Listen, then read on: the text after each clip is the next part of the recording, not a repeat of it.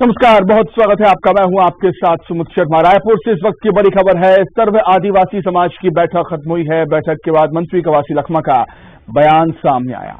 आरक्षण के मसले पर सुप्रीम कोर्ट जाएगी कांग्रेस, कवासी लखमा का ऐसा कहना है। बैठक में सभी आदिवासी नेता, मंत्री, विधायक और अफसर को बुलाया गया था। बैठक में बीजेपी से कोई भी आदिवासी विधायक और पूर्व मंत्री शामिल नहीं हुए। बीजेपी के चक्का जाम को लेकर निशाना भी साधा है। आदिवासियों को भड़का रही है बीजेपी, कवासी लखमा का कहना है। बीजेपी तोड़ने का काम करती है, कवासी लखमा ने ये बात भी कही। आरक्षण के मुद्दे को लेकर के सर्व आदिवासी समाज की बैठक हुई, जिसमें कई कांग्रेस के नेता, मंत्री, विधायक शामिल हुए। हमारे साथ सूबे के मंत्री कवासी लखमा हैं, इनसे ही जान लेते हैं बैठक में क्या कुछ फैसला लिया गया, क्योंकि आरक्षण घटा है आदिवासियों का, और ऐसी स्थिति में क्या फैसला? आज हमारा 2-3 घंटा इस हाउस में लगातार हमारा आदिवासी नेता लोग, पूर्व IAS लोग, वर्तमान अधिकारी लोग, सब लोग मिल के हम लोगों को, कांग्रेस एमएलए लोगों को, भारतीय जनता पार्टी एमएलए लोगों को, आदिवासी लोगों को बुलाए, पूर्व एमएलए, पूर्व मंत्री लोगों को बुलाए। लेकिन भारतीय जनता पार्टी का एक न पूर्व मंत्री आया, न वर्तमान एमएलए आया। हम लोग सारे लोग बस्तर से और सरगुजा से सभी मंत्री आए।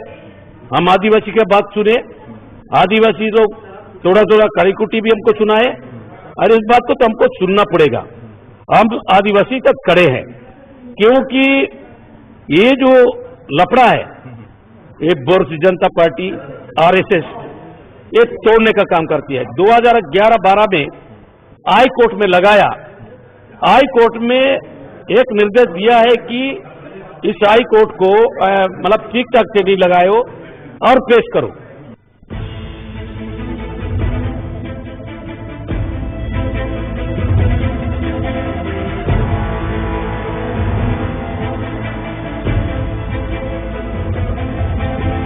छत्तीसगढ़ में आदिवासी आरक्षण पर हाईकोर्ट के फैसले के बाद राजनीति गर्म हो गई है।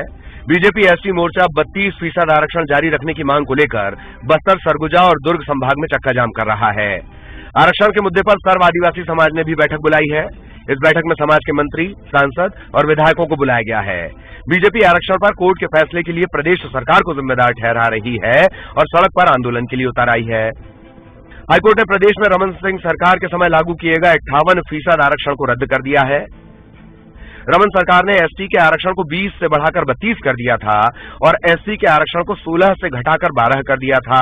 मामला हाईकोर्ट तक पहुंचा और करीब 10 सालों तक चली सुनवाई के बाद कोर्ट ने रमन सरकार के फैसले को असंवैधानिक करार दिया और 50% से ज्यादा आरक्षण को रद्द कर दिया। इस फैसले के बाद ST आरक्षण 32% से घटकर 20% कर दिया गया। इसे लेकर आदिवासी समाज नाराज है। आरक्षण पर सियासी घमासान शुरू हो गया है। बीजेपी आरक्षण कम किए जाने के लिए प्रदेश सरकार को जिम्मेदार बता रही है, जबकि प्रदेश सरकार बीजेपी को दोषी बता रही है। मंत्री प्रेमसाय सिंह टेकाम ने जनसंख्या के अनुपात में आरक्षण दिए जाने की बात कही है। टेकाम ने कहा कि बीजेपी के राज में हाईकोर्ट में सही तथ्य नहीं दिए गए और इसी वजह से कोर्ट का ये फैसला आया है। मंत्री प्रेमसाय सिंह टेकाम ने इस फैसले के खिलाफ सुप्रीम कोर्ट जाने की बात कही है और जनसंख्या के अनुपात में आरक्षण दिए जाने की जरूरत बताई है।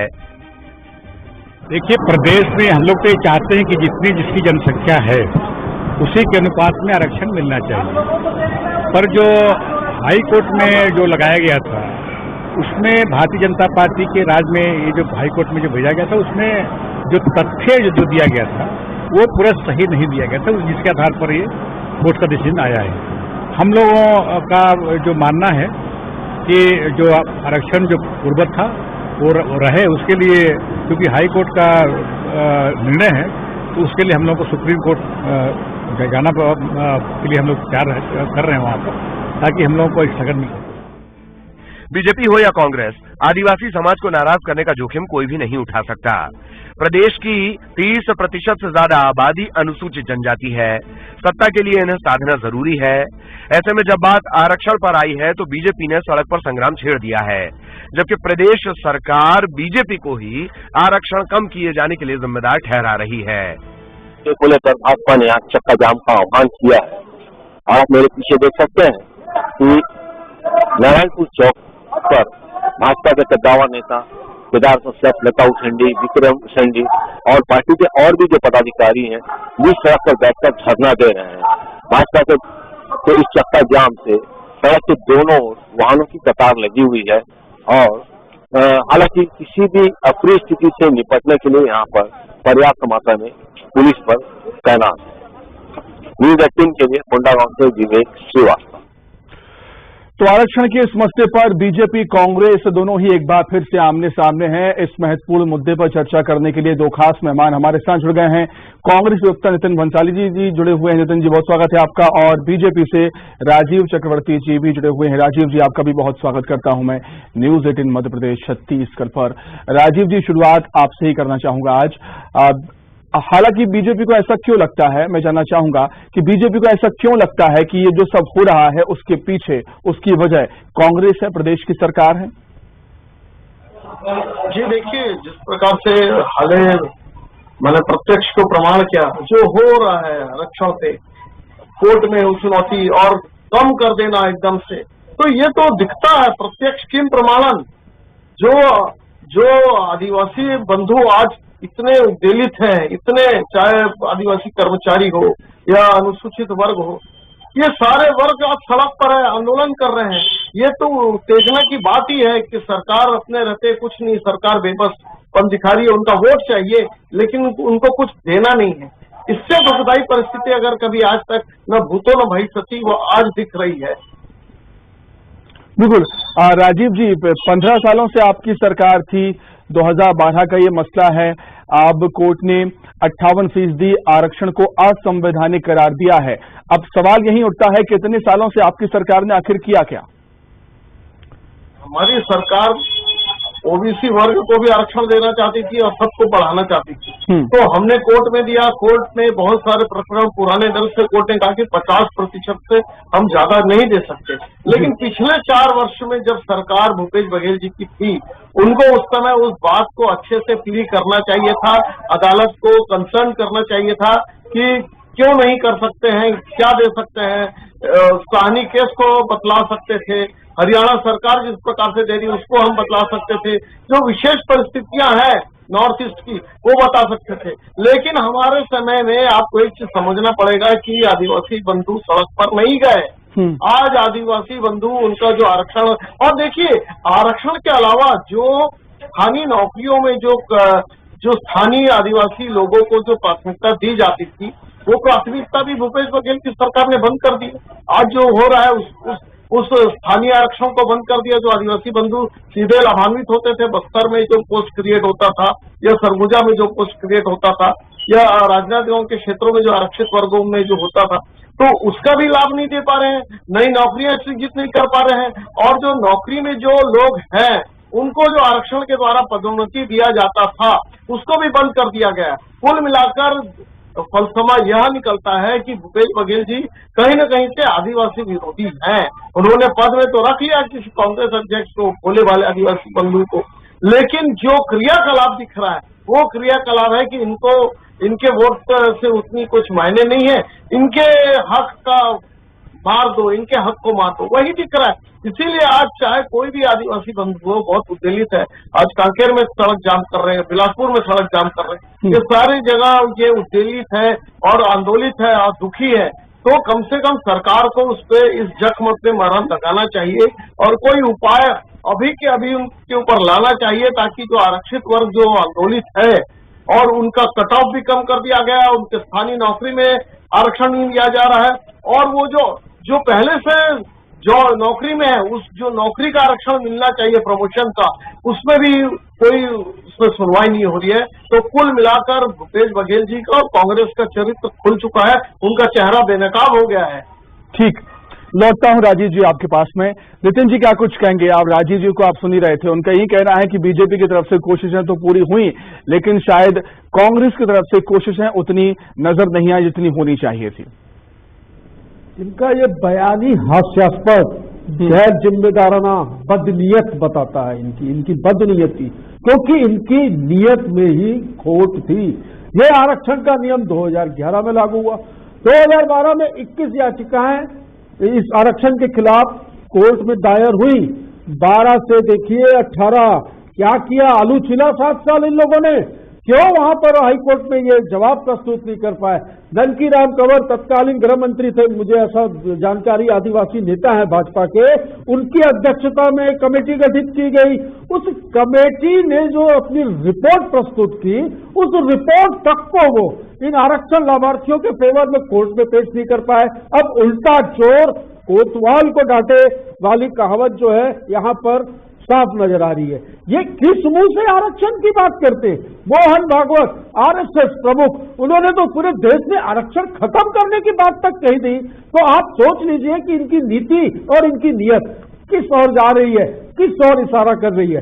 कांग्रेस ये लड़ाई लड़ रही है और इस विषय में हाईकोर्ट के इस फैसले के खिलाफ कांग्रेस पार्टी सुप्रीम कोर्ट में राज्य सरकार जा रही है, अपील कर रही है और इस विषय में मुझे पूरी उम्मीद है कि आरक्षण लाभार्थियों के हित में बहुत जल्द कोई अच्छा फैसला होगा।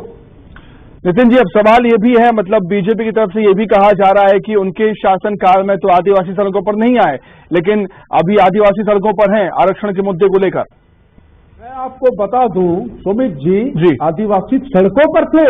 हाँ। आदिवासियों ने आंदोलन किया था, उनके आंदोलन के बाद ही आरक्षण की व्यवस्था उनके दबाव में, जिसका कांग्रेस पार्टी ने पूरा समर्थन किया था और कांग्रेस पार्टी कंधे से कंधा मिलाकर आदिवासियों के साथ खड़ी थी और उसके दबाव में ही आरक्षण जो है ये लागू हुआ था। पर इन बदनीयत लोगों की नीयत में ही नहीं था ये आरक्षण देना, इसलिए आज आरक्षण लाभार्थियों को, आदिवासियों को, सारे वर्गों को आज इस कठिनाई का, इस दौर का सामना करना पड़ रहा है। दुख बनना चाहिए भारतीय जनता पार्टी के लोगों को। मैं तो पूछता हूं, जाए और आरएसएस प्रमुख से पूछे, वो तो आरक्षण के ही खिलाफ है। हम तो सारे लोगों को साथ में लेकर चलना चाह रहे हैं। हम वर्ग विशेष की जनगणना भी छत्तीसगढ़ में जो वो कार्य भी है वो भी जारी है और बिल्कुल सही बात है, जिसका जितना हक हो उसको उसका हक मिलना चाहिए। बाबा साहब अम्बेडकर के द्वारा बनाए गए संविधान वाले भारत में हम लोग रह रहे हैं, उनके द्वारा बनाए गए नियम कायदे कानून के तहत बिल्कुल कांग्रेस जो है वो आरक्षण लाभार्थियों के हित में खड़ी। ठीक है, राजीव जी, मेरा सवाल आपसे एक ये है कि आज जो आदिवासी सड़कों पर हैं, क्या वो बीजेपी सपोर्टर आदिवासी हैं या कांग्रेस सपोर्टर आदिवासी भी सड़कों पर हैं इस समय? नहीं, देखिए, पूरा सर्व आदिवासी समाज, जिसमें कंवर समाज है, गौड़ समाज है और भूरिया समाज है, जितने भी उरांव है, जितने आदिवासी समाज है, सारे आदिवासी समाज ये समझ चुका है, वो बहुत पढ़े लिखे लोग हैं कि, और अभी जो मेरे मित्र कह रहे थे कि मोहन भागवत जी, अरे मोहन भागवत जी ने बिहार चुनाव में कहा था कि समीक्षा की आवश्यकता है। बिल्कुल समीक्षा की आवश्यकता है कि आदिवासी वर्ग को ज्यादा मिले या क्रीमी लेयर को ना मिले। जो क्रीमी लेयर है वो लगातार पा रहे हैं, या जो उन्होंने बोला था कि आरक्षण समाप्त होना चाहिए, ये कहाँ से समीक्षा आ गई बीच में? वो तो डीलिस्टिंग का चल रहा है। सर्व आदिवासी समाज कह रहे हैं कि डिलिस्ट कर दो। जो लोग आदिवासी जो अपनी जंगल की संस्कृति को मानते हैं और वो दूसरे समाज में दूसरे धर्मों को अपना लिए हैं, उनको डिलीट आप लोग बताइए, 8 साल में कोर्ट का और राज्य सरकार का जो लेखा जोखा, जो सवाल जवाब जो करस्पॉन्डेंस चला, उस पर आप लोगों ने क्या किया? आपने क्यों ननकीराम कंवर की रिपोर्ट जो थी, उनकी जो कमेटी बनी थी, उनकी रिपोर्ट को क्यों कोर्ट में प्रस्तुत नहीं किया? भाई, आपकी नीयत में खोट थी, आपकी बदनीयती थी, आप नहीं। अच्छा, एक सवाल मेरा आप दोनों से है, नितिन जी, राजीव जी, एक सवाल मेरा आप दोनों से है कि इस मुद्दे पर अगर चाहे सत्ता पक्ष और विपक्ष अगर चाहे तो साथ मिलकर काम करे और आरक्षण आदिवासियों को दिला सकता है, अगर ऐसा संभव है दोनों की तरफ से तो। लेकिन मेरा एक सवाल है नितिन जी, लेकिन सर्व आदिवासी समाज की बैठक हुई राजीव जी, उसमें सभी को बुलाया गया, लेकिन बीजेपी के आदिवासी नेता वहां पर नहीं पहुंचे इस बैठक में। नहीं आएंगे ना ये शराबबंदी के लिए जो कमेटी बनाते हैं उसमें भी इनके विधायक नहीं आते हैं, नाम नहीं देते हैं, ये कहां से जाएंगे? कांग्रेस समर्थित यदि कोई बैठक बुलाई गई तो वहां पे नहीं गया होगा। हालांकि मुझे इस घटना की पूरी जानकारी नहीं है, पूरा घटनाक्रम क्या है, लेकिन आज जो आंदोलन चल रहा है आज जो आदिवासी बंधुओं की जो पीड़ा है उसके साथ भारतीय जनता पार्टी खड़ी है और आदिवासी समाज के अंदर जन्मदाता आप हैं, ये घाव आपने दिया है। अभी आप कह रहे थे ना गांव पे मरहम नहीं, आप उनके साथ खड़े और आदिवासी समाज आप देखेंगे कि आदिवासी समाज को न केवल आरक्षण दिलाएंगे बल्कि उनके लिए लाइवलीहुड कॉलेज, उनके लिए अच्छी शिक्षा व्यवस्था, उनके वनोपज को मार्केट देना, ये सारी अगर कोई काम करेगा। और हमने तो द्रौपदी मुर्मू जी को अध्यक्ष बना दिया, आपने क्या किया? आपने उसका विरोध किया और अशोक ने विरोध किया। आपके लोकसभा के नेता उन्होंने कितनी ओछी वक्तव्य की। तो चलिए ठीक है नितिन जी, मेरा एक सवाल आपसे नितिन जी ये है कि चलिए मानते हैं कि बीजेपी इतने सालों में कुछ नहीं कर पाई, अब आपकी सरकार की तरफ से क्या कुछ प्रयास किए जा रहे हैं ताकि आदिवासियों को आरक्षण मिल सके? सबसे पहले तो हाईकोर्ट का जो निर्णय आया है उस निर्णय के खिलाफ सुप्रीम कोर्ट में राज्य सरकार जो है वो अपील दायर कर रही है इसके खिलाफ। और इसके अलावा जनगणना का कार्य भी चल रहा है वर्ग विशेष के अनुसार कि ये कितनी कौन से वर्ग की कितनी जनसंख्या। इस आधार पर हम तो इन आदिवासियों के साथ, ओबीसी के साथ, हर वर्ग के साथ जो आरक्षण, जो बाबा साहब अम्बेडकर ने जो इस देश का संविधान बनाया उस संविधान के तहत हम तो हर उस व्यक्ति के साथ खड़े के साथ, ओबीसी के साथ, हर वर्ग के साथ जो आरक्षण, जो बाबा साहब अम्बेडकर ने तो 58% आरक्षण को संविधान बता दिया, हम तो हर उस व्यक्ति के साथ खड़े हैं जिनको उनका उचित लाभ, उनका उचित हक उन्हें मिले। 58% आरक्षण को कोर्ट ने असंवैधानिक करार दे दिया है, तो फिर कोर्ट की सरकार में आखिर संभव कैसे हो पाई? इसी वजह से जी ये तथ्य प्रस्तुत नहीं कर पाए। ये तथ्य प्रस्तुत करते तो संवैधानिक नहीं होता। 50% के ऊपर मैं बता दूं सुमित जी, 50% के ऊपर यदि आरक्षण लागू करना है तो उन परिस्थितियों को, उन आवश्यकताओं को कोर्ट से अवगत करा। आदिवासी सड़कों पर हम आज इस बात के विषय में डिबेट क्यों हो रही है? क्योंकि इन्होंने इस विषय पर सही नियत से काम नहीं किया, जिसका खामियाजा पूरे प्रदेश के इन आरक्षण लाभार्थियों को भोगना पड़ रहा है। इसकी जड़ ये है। चलिए ठीक है, तो निश्चित तौर पर समय की बेहद कमी है सर मेरे पास। नितिन जी, राजीव जी, समय की बेहद कमी है। बहुत धन्यवाद आप दोनों का जुड़ने के लिए और तमाम बातचीत के लिए आप दोनों का बहुत शुक्रिया। लेकिन एक बात तो साफ है कि आरक्षण के मुद्दे पर एक बार फिर से बीजेपी और कांग्रेस आमने सामने है, लेकिन बात यही है कि ये आखिर संभव होगा कैसे जब कोर्ट ने 58% आरक्षण को असंवैधानिक करार दिया है। अब सरकार, जो राज्य सरकार है, वो अपना पक्ष कोर्ट में कैसे रखेगी, देखने वाली बात होगी। हमारे खास कार्यक्रम में इतना ही। नमस्कार।